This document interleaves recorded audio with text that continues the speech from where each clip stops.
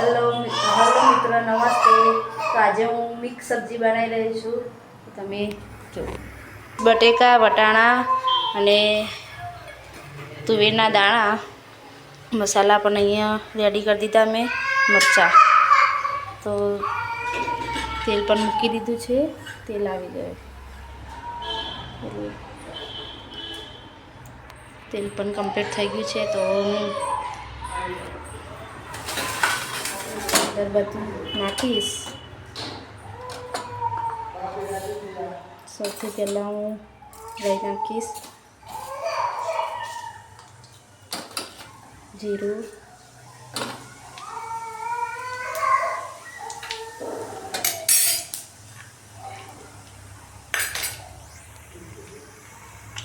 તો ભાઈ કમ્પ્લીટ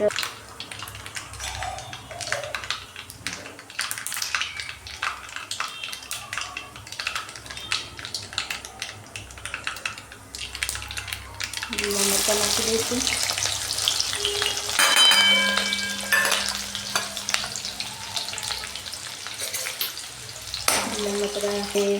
લીલા મરચાં થોડાક ફ્રાય થઈ જાય એટલે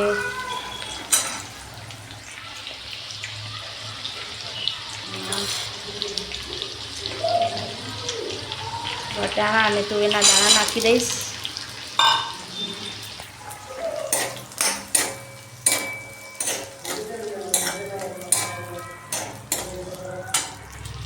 હવે કોબીજ ને બટેકા નાખી દઉં। આને મેં ધોઈને સાફ કરી લીધા હતા પહેલાં જ।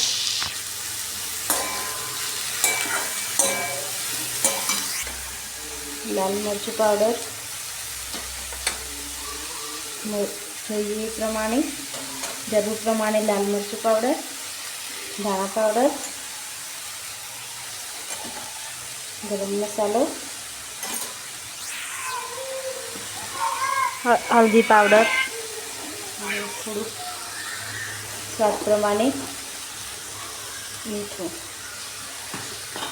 તો અમે મીઠું એટલા પ્રમાણમાં લઈએ છીએ।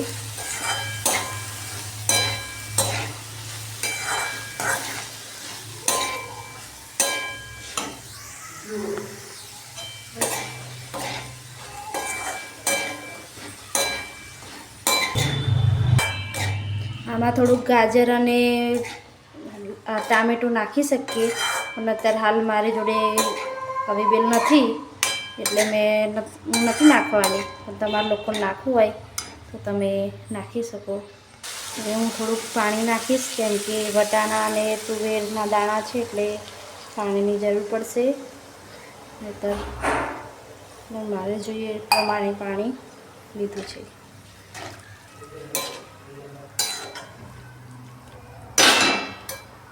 હવે આને આપણે ચડવા દઈએ, ઢાંકી દઈશું। હવે એને ચડવા દઈએ, ચડી જાય એટલે આપણે જોઈ લઈએ। તો આપણું શાક હવે થઈ જવા આવ્યું છે। આપણી સબ્જી હવે થોડીક વારમાં થઈ જશે।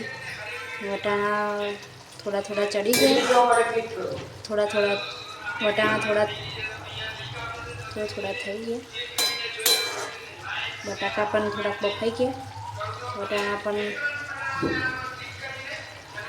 પણ બફાઈ જવાયા, તુવેરના દાણા પણ બફાઈ જવાયા છે। તો હવે થોડીક વાર હજુ સબ્જીને થવા દઈશું, હજી બરાબર થઈ નથી, તમે જોશો। તો જો સબ્જી તૈયાર થઈ ગઈ છે।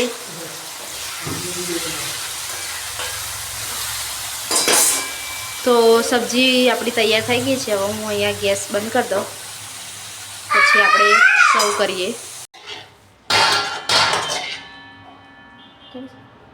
તો આપણી સબ્જી તૈયાર થઈ ગઈ છે, સર્વ કરી દઈએ આપણે।